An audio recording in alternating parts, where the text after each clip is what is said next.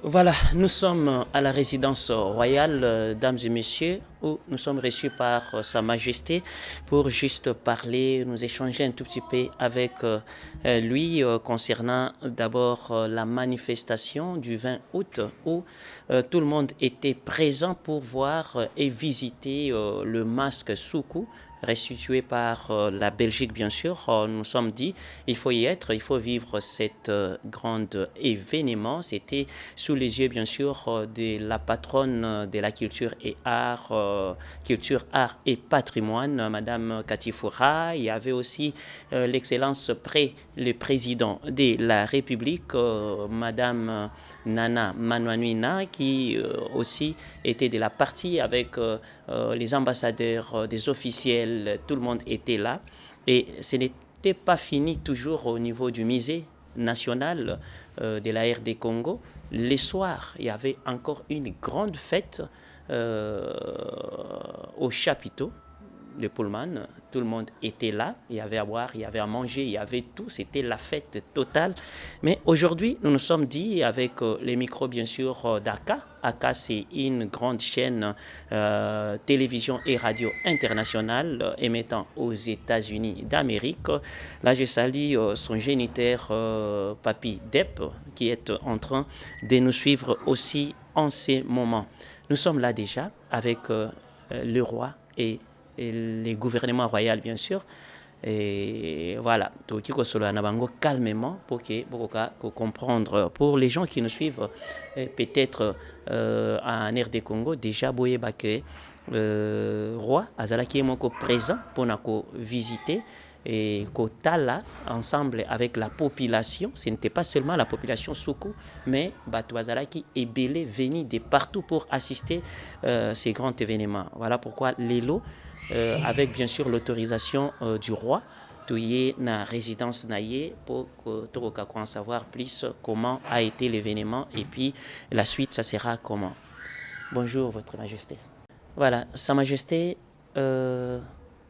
impressionné ezalaki nini mpona komona ke une affaire ya suku mais c'était la république oyo bazalaki curieux po baya kovisiter masque ya suku. D'abord, il faut savoir que c'était organisé d'abord par nous-mêmes, par le cour royal. Bissou Mokonde d'abord, on était organisateur. Il y a événement le 20 août. Bien sûr, avec la bénédiction, il y a Madame la ministre de la Culture et Art. Et aussi Madame la ministre près du président, accompagné Kibiso. Maintenant, ma union est allée organisation et Zalaki Cour royale qui avait organisé ces manifestations. Donc, avoir monde, population et belé baillé, c'était pas surpris parce que on était bien préparé. On avait préparé notre événement. Et c'est pour cela que tu vas répondre à qui n'a appel. Il y a grand chef Minicon. Donc,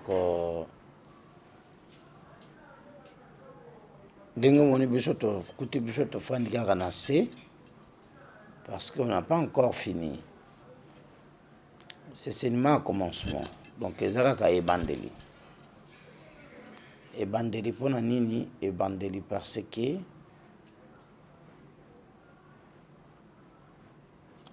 notre royaume, un royaume Soko, de Minikongo, de Basuku, c'est une grande royaume. C'est un royaume moko izuiti ba Cameroun. Ce qui beaucoup na histoire, beti espace ya roi Congo, roi mini Congo. Parce que quand les gens disent Mani Congo ou Mini Congo, il n'y a qu'un seul roi Congo que je suis maintenant. Mini Congo, azaka ka roi ya basuku te. Mini Congo na kati na ye azana ba ethnie ebele oyo ayaka na bango. C'est pour cela soki Mini Congo asali mbela ya Mini Congo ezwaka na basuku bambala bangongo batsamba bapelende baungani baza ebele ba ethnie oyo ayaka na Mini Congo. Donc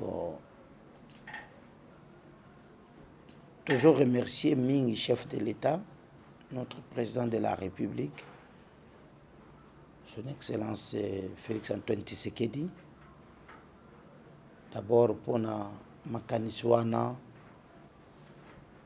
façon de la diplomatie na ye oyo asali na ba Belge pour être ba Belge ba accepter qu'on ramener notre masque guerrier, notre masque de protection.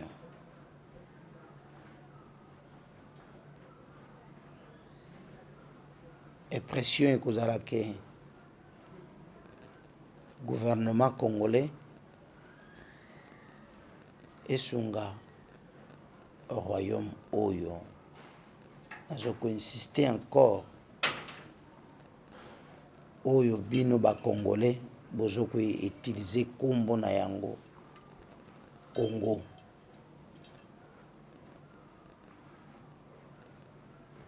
Kombo ya Congo eutaki par roi Mini Congo. Ezosenga ete na peuple suku quelque part bazala un peu reconnu et puis récompensé na kati ya gestion ya mboka. Que monsieur le président, merci ndenge tomonaki bonne foi, bonne volonté ya gouvernement ya notre premier ministre Sama Lukonde ndenge déjà babandaki kolakisa na basuku ke bozali ba peuple important na kati ya République démocratique du Congo, qu'on a levé déjà un de princesse ya cour royale au rang ya ministre près du président. Pour nous, c'était déjà un message fort et pas basuku. Et après, kakunga kozonga na maboko ya basuku, na maboko ya ba Congolais plutôt. Pour nous, c'est déjà un message fort. Donc c'est ça comme premier citoyen Soukou. Je ne peux pas croiser le bras, je dois toujours demander dans le gouvernement Nabiso et le peuple wana ba Soukou. Écoutez, les Soukou batangi mingi. Soki bokei le na université à Inikin ou botamboli na université oyo. Je vois papier nabiki comment combien les professeurs Soukou et bah tu vas voir qu'il y a beaucoup de professeurs Soukou. Il y a beaucoup de chercheurs Soukou. Des Soukou batangi classe makas. Mais ces derniers temps, ces dernières 60 ans passés, c'est Bazalaki peuple moko un peu oublié et peu abandonné. Yango wana ngai fumu basuku nazo senga na l'État congolais, na son excellence monsieur le président de la République, a essayé un peu d'associer encore les Soukou na kati ya gestion ya mboka. Le président a décidé. D'ailleurs, le président Zomona comment le professeur Nana est fort, Moussala Zosala Pemenia président, avec tout l'amour Yamboka et tout l'amour il y a président de la République et la reconnaissance wana ce qui me conduit à souligner na kati ya royaume Mini Congo to bakisi bato mususu na kati ya gestion ya mboka vraiment mokonzi akozala décidé. Merci. Voilà, et j'espère que Bandeko Balandi,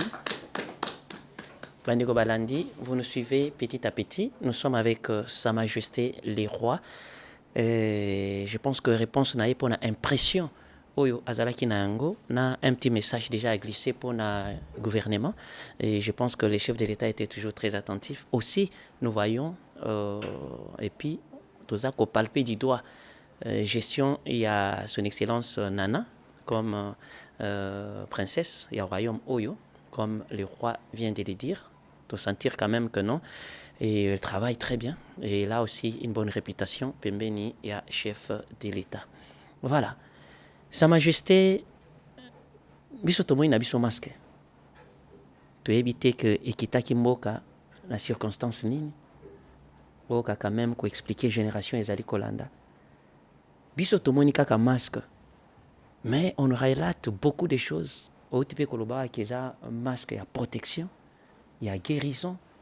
Batwalinga bayeba pour tout le monde qui quelle considération, quel respect na masque wana.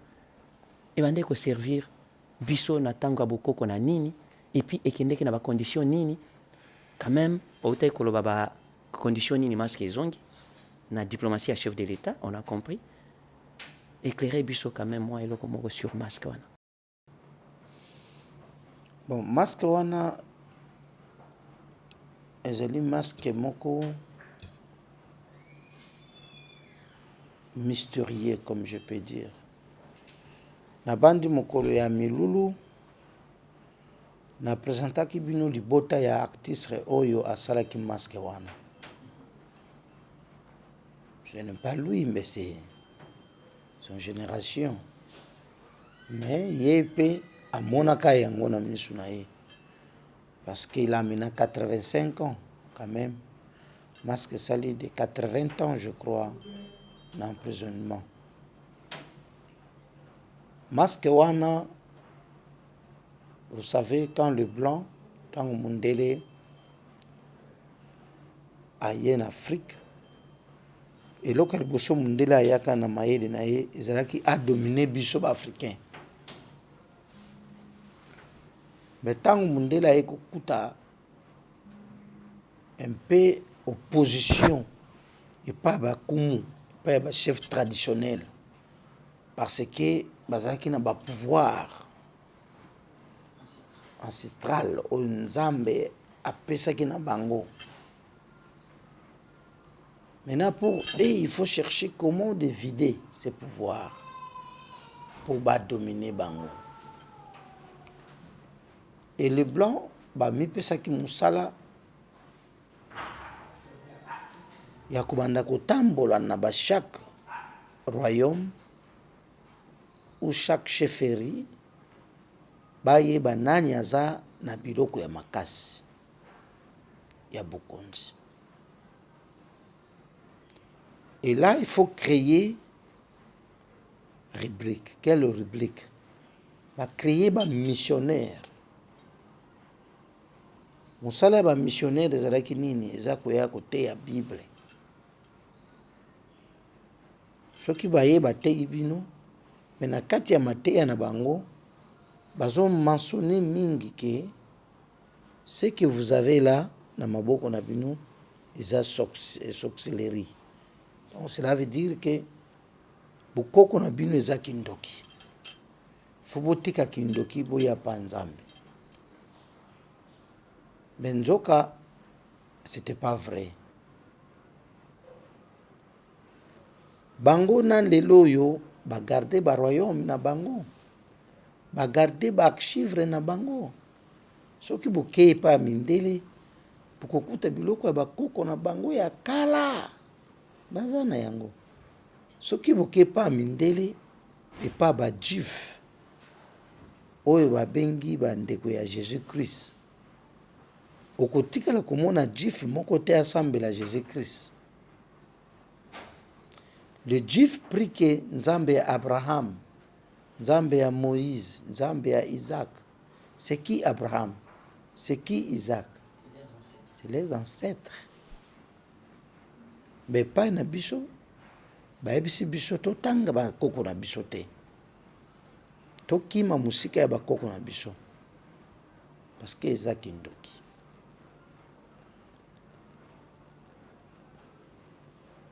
Tellement baenseigné yango makasi na mitu na biso,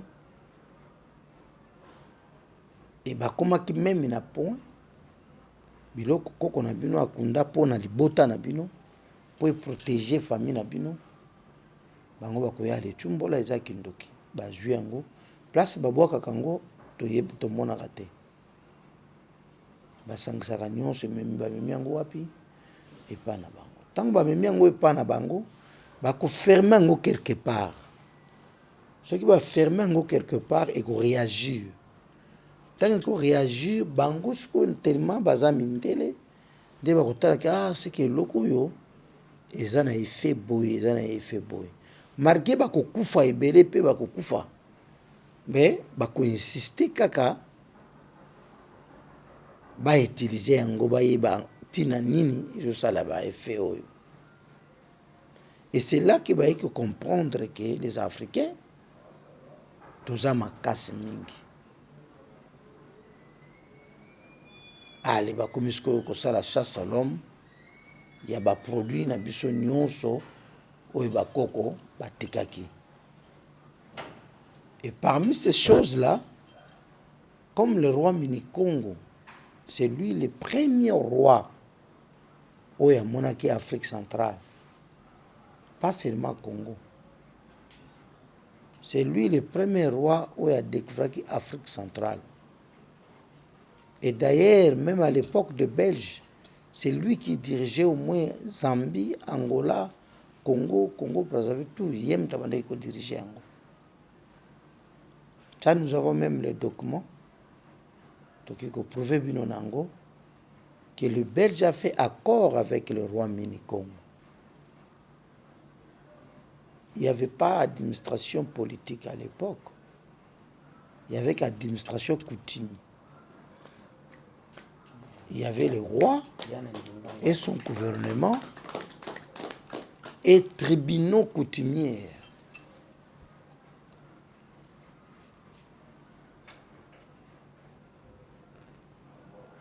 Le chef de groupement, Sambisi, rapport par roi a eu décision.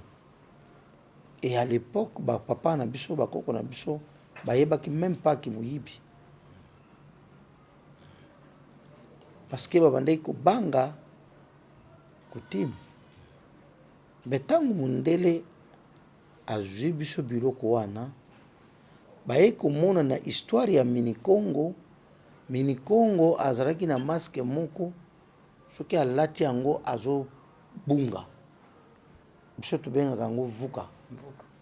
Vuka alongwe. Ako longwa awa abimi kote misusu.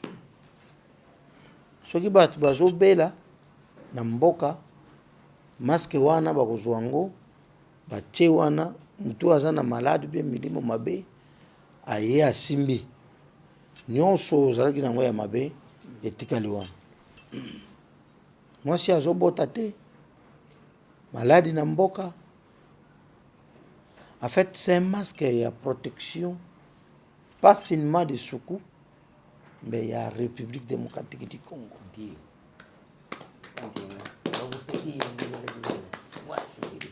Soki bamindele balobi basombaka masque wana luvunu basombaka yango te. Masque wana bayibaka yango koyiba. Bayaki bakosi bakoko na biso bazwi masque wana. Ndenge moko bazwaka ye pe bainsigne ebele ya bokoko. Baminango na ye oyo bazwaka yango, epe na ye abundelaki bitumba bazwaka yango, bazwaka ye mwa biloko ebele. Basuki wana te na bastati. Bakontinue ti kolanda babibembe na biso, ya baguerrier na biso, ya bakoko na biso oyo bazalaki na ba pouvoir. ce qui a Koufi,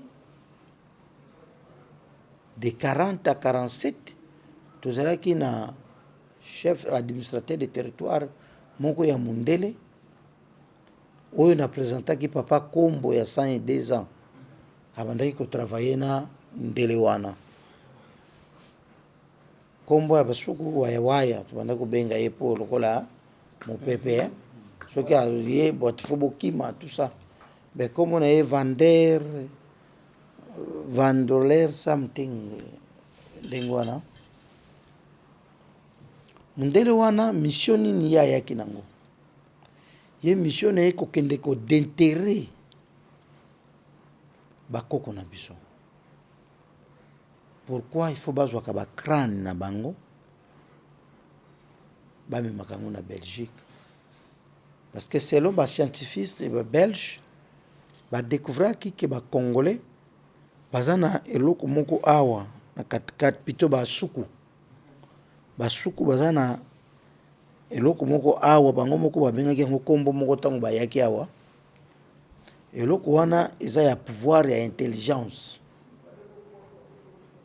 Maintenant il faut bazwa ba mitu ya basuku bamemaka yango na Belgique.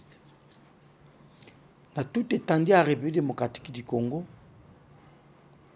basi bamema 500 crânes. Mais basuku ezali 288 crânes. La majorité ya ba crâne wana eza ya basuku. En dehors ya Kakungu. Donc les Belges bazo devoir royaume au mini Congo. Bazo devoir peuple soukou. Mais comme Nabokasi est président de la République Nabiso,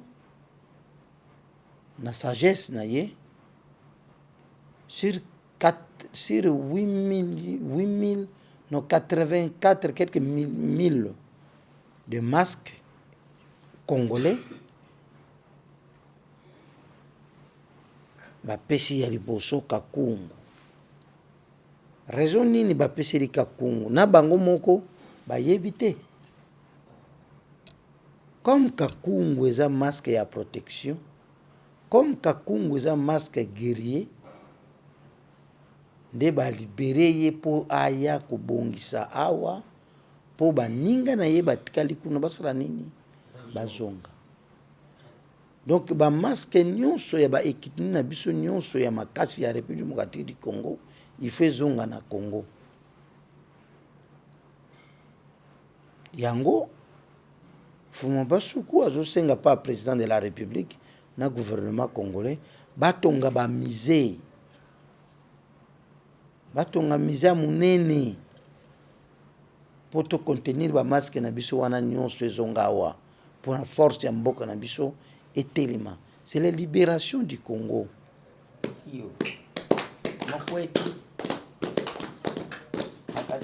Le peuple sans tradition, ce n'est pas un peuple. Tradition eza kindoki te. Mayele wana eza mayele bandoki.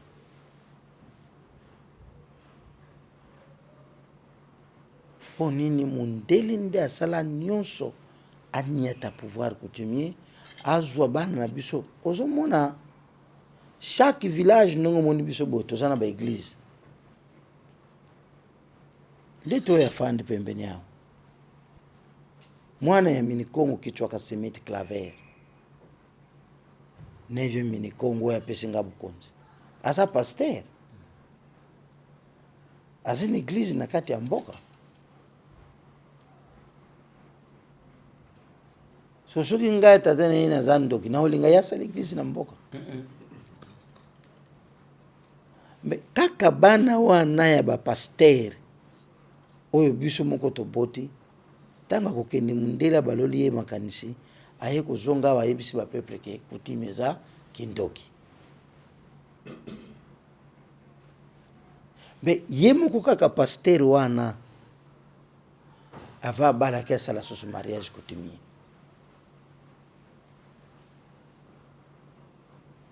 Donc cela veut dire que le peuple congolais il doit comprendre quelque chose. Bakimisa bango na coutume po bazala makasi te. Nani ayebaka masque wana kakungu ke bandei kosala makambo boye e bandei kosala makambo boye.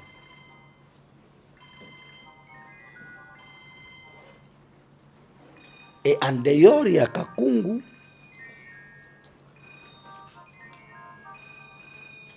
eza na ba masque mususu ya ba équipe mususu.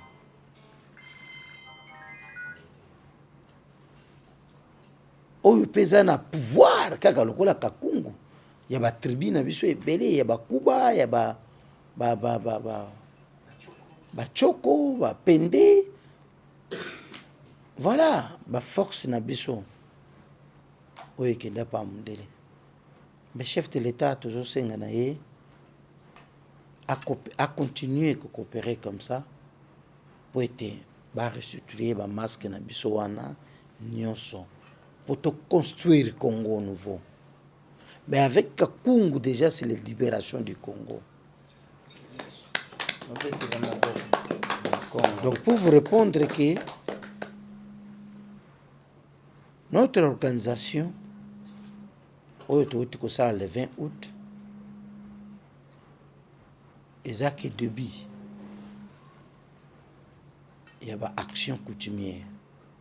Nous voulons seulement que l'accent face au monde que cette masque est une importance moko munene, est un rôle moko munene na kati ya mboka. Yangwana comme et pas au nom de Soukou, mais au nom de toute la République démocratique du Congo.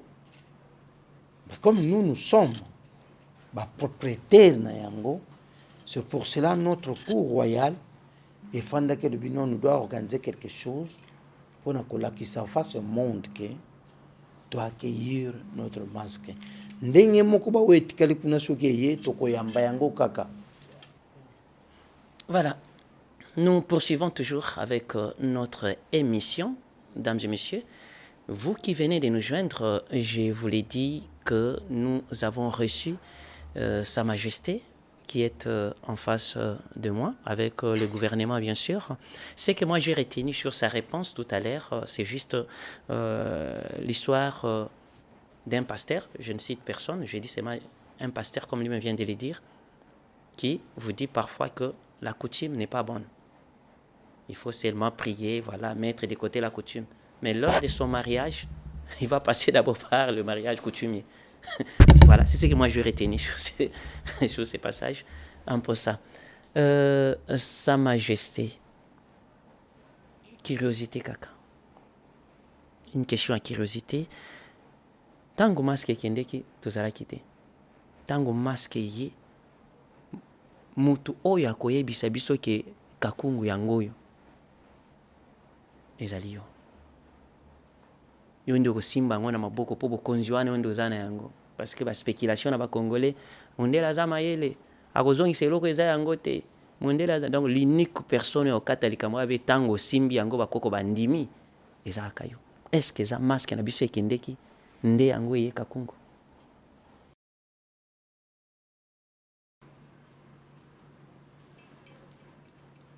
Bakiti omi balé kokanate.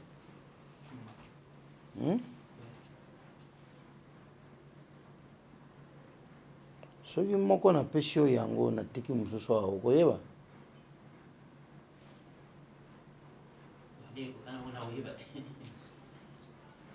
Ndio. Ngoja sipumue.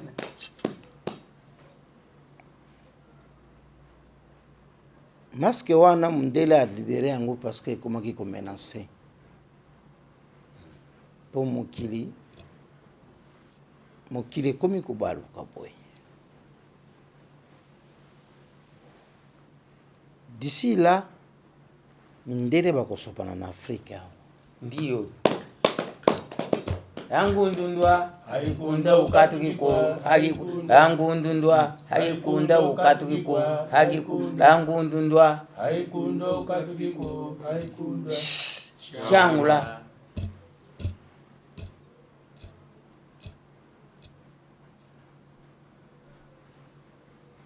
kakungu eza nzete biso nde tokotisaki pouvoir na kati ya nzete wana biso tokufi te ndenge bango bazongisi yango kakungu bazongisa yango te bato oyo totiaka pouvoir na kati tokozongisa kaka pouvoir wana na kati bazwaka kakungu eke mbe bacréateur ya kakungu batikalaki awa awumeni na prison beti suka basali nini misi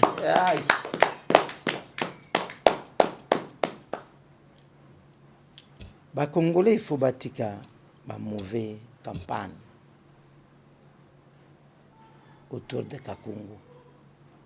Oui, c'est vrai Kakungu. Parce que pour poso il y a biso ya pouvoir. Ya kalulu. To mona ki yango na kati wana. Po mundele ayebi kalulu te. Et puis mundele azana sika ukanga kalulu te. Kalulu ezani ya moyo tosaila kanguvuka. Azani ya mamoko mutu akangaka yefa zaka mutu amisu minele. Nyama wana ukutikela ka kumuna yena mabele te. Omoni siko zana mboka. Moko nakala. Bondo kumona. Eloko mungeli kila moto. Ndenge nyama wana. Ça c'est le feu au village. Le feu des pouces. Mina ezande nyama wana kalulu yenda leka kabongo. Et puis soki aleki bongo. Kota kokweya. Po atambola lisusu. Fasala au moins 6 mois. Bien inana. Auzaka place moko. Donc soki alongo lisusu awa. Ake kuna kwei. Place wana kwei. Akufanda susu wana kaka même temps où ya sali koto. Dio. Donc cela veut dire que aza nyama moko pesanga kanya.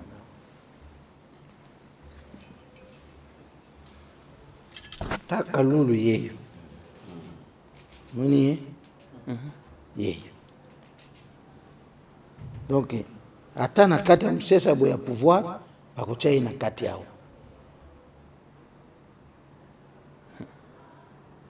Siko na kati ya baposo eza na kati ya Kakungu aza na kati.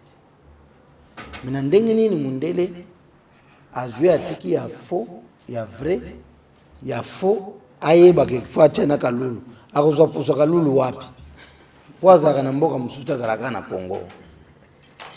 Voilà, Sa Majesté ko bakisa mo eloko moko na ngina bakisa awa masque Kakungu tango efandaki na Belgique na ba masque mususu ekotisaki mbongo ebele na tourisme muntu akoboya kotala basuku ata aza musuku aza libanda ya mboka so alingi amona masque wana akokende obe kofuta mbongo na Belgique afuti mbongo na musée akoti toza na besoin bien sûr que biloko na biso nyonso ezala na ba musée na biso pour tourisme ezala ebele bato banda koya banda soka alingi amona Kakungu amoni et consort mais batan ebele o Kakungu esali kuna na ba masque mususu ekoti mbongo bandeko na biso ya Belgique banoko na biso bakozongisa kaka ba masque pamba ou bakobakisa quand même na lomeya oyo ekotisaki mbongo ebele na bamboka na bango.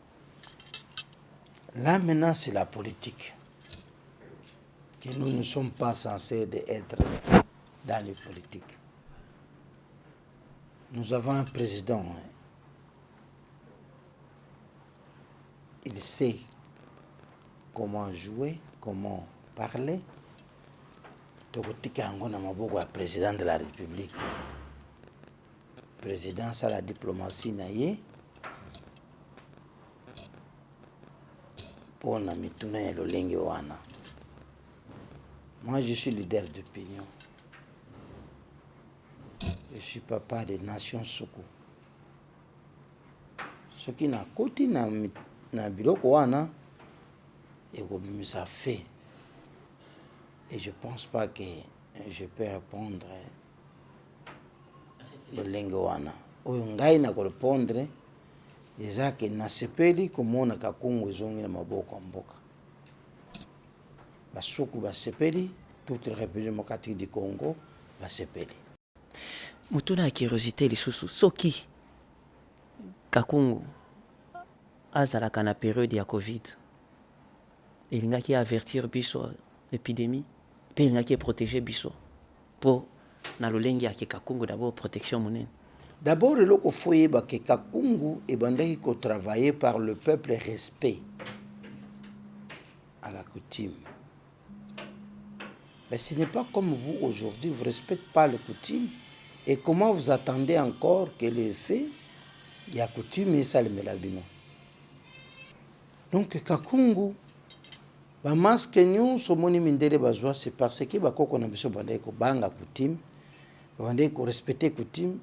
C'est la raison pour laquelle que ba masque wana ba bikeko wana et bandai ko sala ba fait.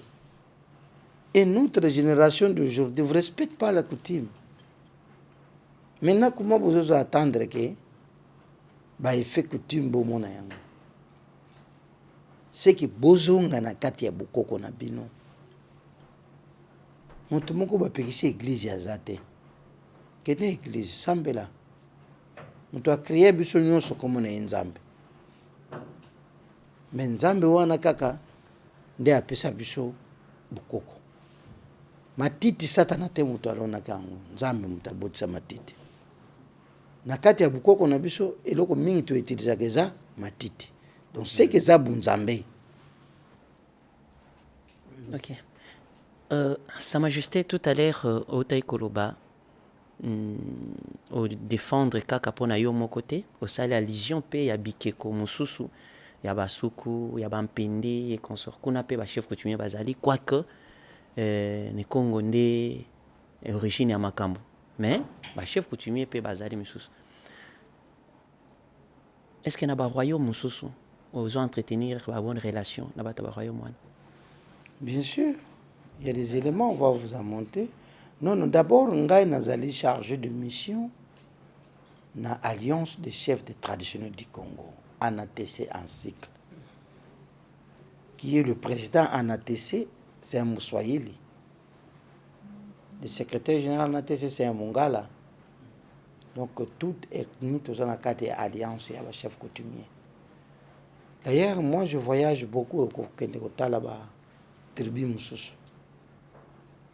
Donc, nous avons vraiment une bonne relation avec 80% et un chef traditionnel à Congo. À part le masque, Aozali, d'ailleurs représentant, numéro 1, il y a Basuko, parlons d'abord de Basuko. Besoin de peuple Suko et Zalakanini, na minito pour chef de l'État, alandaka biso mingi, gouvernement balandaka biso mingi. Tolongwe nanu na masque siye, to sepeli coup de chapeau, protection na biso yé, ancêtre na biso, et baza parmi biso, espoir ezali sous ke Congo yo kendete, bino bozali. Dites-nous maintenant, peuple Suku, asengeli na nini? Azali na posa. Mais je connais bandeli yango na ndina bandaki. Qui récompense et pas à peuple Suku. J'avais demandé au président de la République, c'était le premier évocation nanga, naloba qui était le peuple Suku au sang comme si nous sommes abandonnés.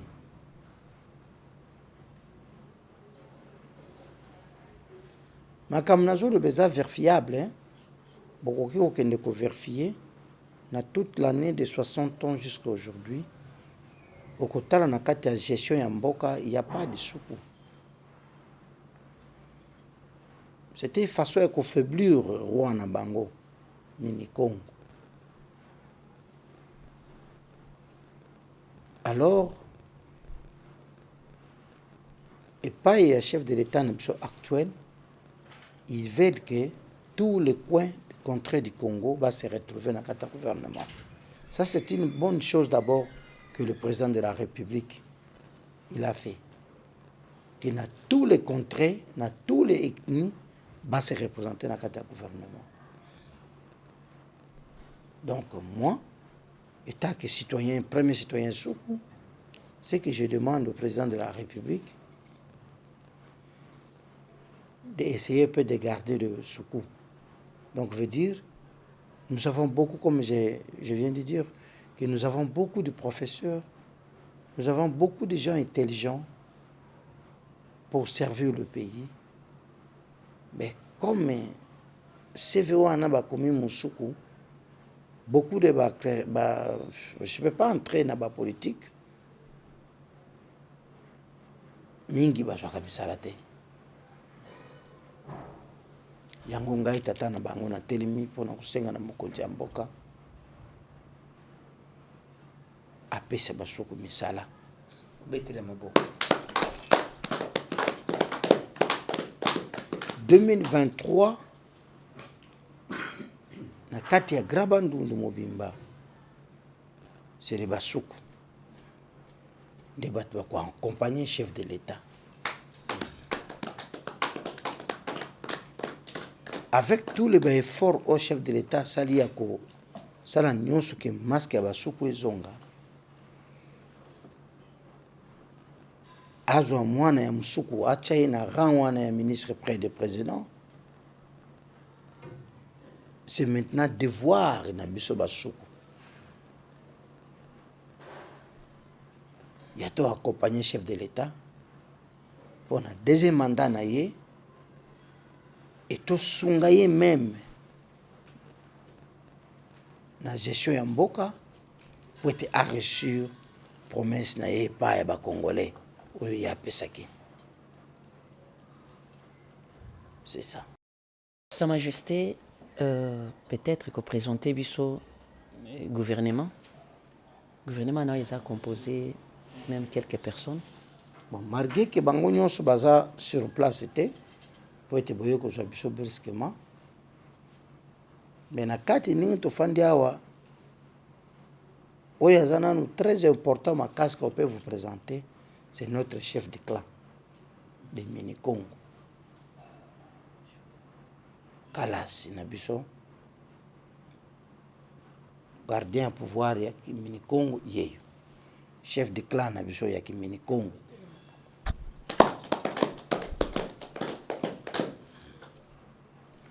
Baoyo batikali awa baza ba groupement. Ba groupement cela veut dire ba chef de groupement. Mais ba groupement près et à roi. Mais baza indépendant. Baza na ba zamba na bango, baza na ba population na bango, baza na ba village na bango o ba dirjaka. Mais bango bazali près ya roi. Oyo aza comme maungu ya roi. Aza adjoint titulaire na ye comme na ye fumupa mondo. Soki boyaki ya simboko mona ye aza pe aona kisasa. Oyo azali notable conseiller fils de 9e Minikongo qui tuaka Semet Claver. Mais na kati ya cour royale nazo ko utiliser comme conseiller. Mais na kati ya bukonzi na biso roi azalaka roi maungu Mumbanda Manzita plutôt roi Manzita, après maungu, après Mutomba, après donc ça moi chaîne moko ba continuer na sikoyo Manzita azali oyo alandaka roi na sima awa zate. Mais tango tokozonga na mboka na biso tokotia Manzita. Manzita wana peut-être akozala moko na kati na biso awa. Mais ezalaka il faut ezala na kati vraiment ya lignée cheval. Parce que yende mutu azolanda roi na sima. Soki likambo ezwi roi ya kosala comme intérim, comme omoni na gouvernement au président azwi problème, président ya Sénat akosala intérim. et pas na biso eza tout un gouvernement de ba ministre na biso nde ba groupement oyo ba gouverneur na biso nde ba chef de village na bango. Maintenant soki obimi kuna oye na cour royale okokuta premier ministre okokuta tout le monde. Donc nous sommes vraiment organisés. Sa Majesté, avant de passer na dernière question na biso pe na kosuki sa émission, c'est vrai, c'est mokonzi mboka batu balingi bapesaka ye bakombo basurnom ezalaka et consort. On était émerveillé tant ba bengi yo zombie na kati ya salle. Tomoni kaka batu nyonso déjà, allez, Sa Majesté, les zombies arrivent. Boyena botolobi bona.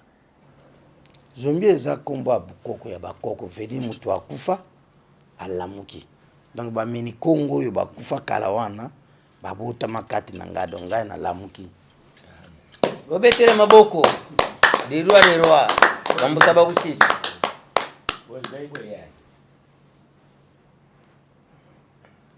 Donc ce n'est pas mauvais tant que tozokola makambo ka tumandai ko sala.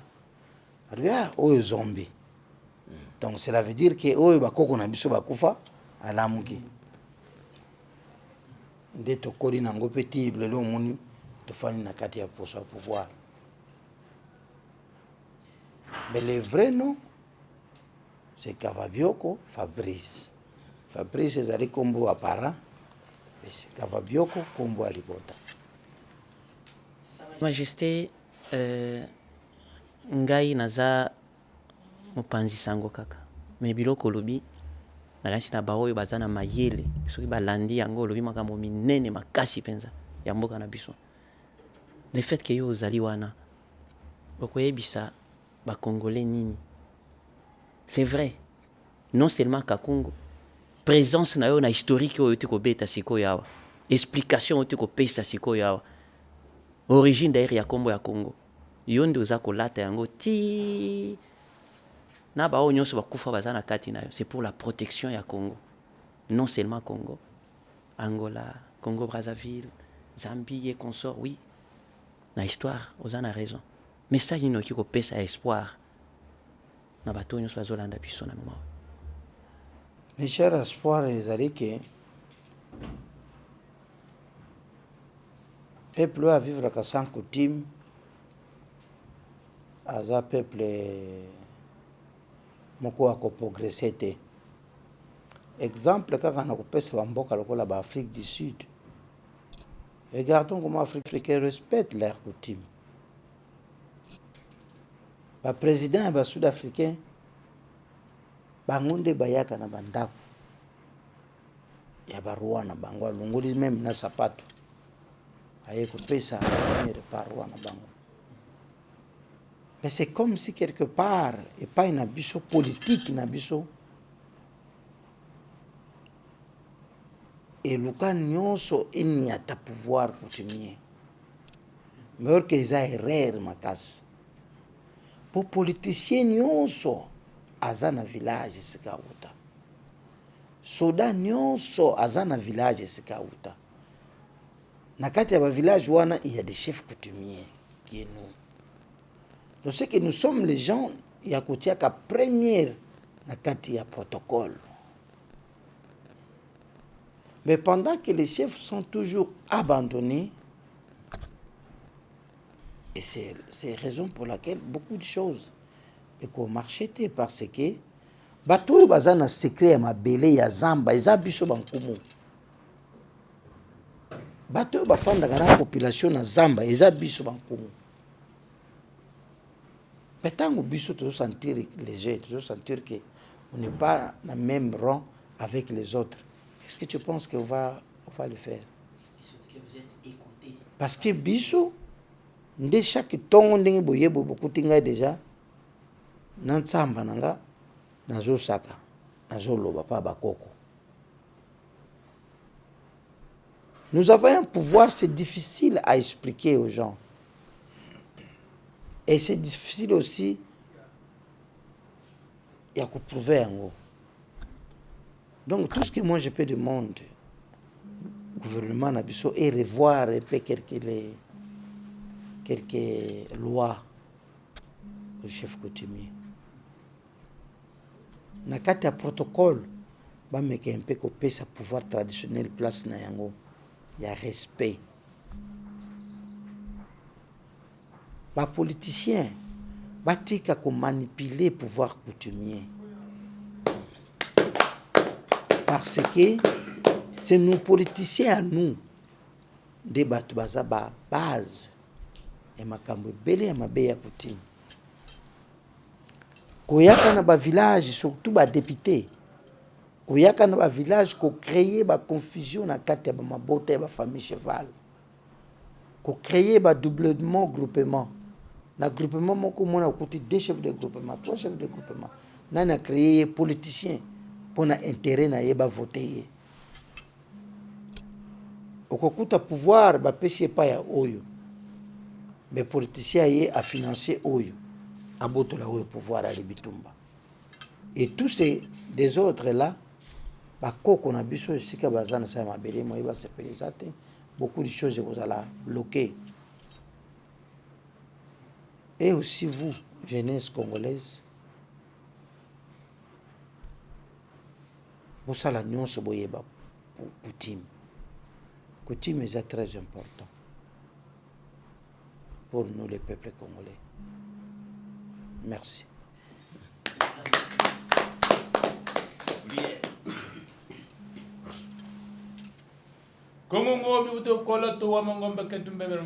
Ndiyo yando naka kabeto fumo besu kwilu kwangu kakachwa 10e roi.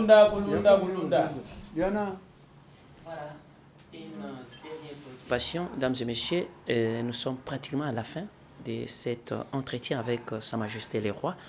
Peut-être, Roi Ayebisa Biso pour Batu Ebele, Balinga Bakutana nayo. Bamsusu bamonoka na ba télévision. Bazana makamba koyebisa yo. Balingi bako mapembe na yo, baki kosala ndenge nini. Nous avons tout un bureau.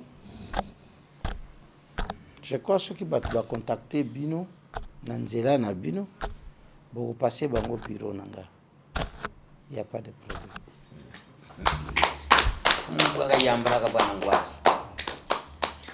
Voilà, mesdames et messieurs, tout est bien qui finit bien. On ne peut pas tout parler aujourd'hui. On a pris Sa Majesté à pied levé et puis nous lui disons un grand merci d'avoir accepté de répondre à notre micro. Et vous aussi, vous nous avez accepté dans vos maisons. Vous avez beau attendu pour que nous puissions bien sûr interviewer Sa Majesté ici dans sa résidence. Et avec tout son gouvernement, il a essayé quand même de nous présenter quelques-uns. Nous disons un grand merci à son Excellence Nana Manouanina qui nous a aussi facilité la tâche. Un grand merci à Papi Dep, les génitaires, la poutre centrale même de la télévision AKA, donc Action culturelle africaine, depuis les États-Unis. Et vous aussi, peuple congolais, peuple africain en général, nous vous disons un grand merci de nous avoir suivis. Merci au roi aussi. Merci. Au revoir.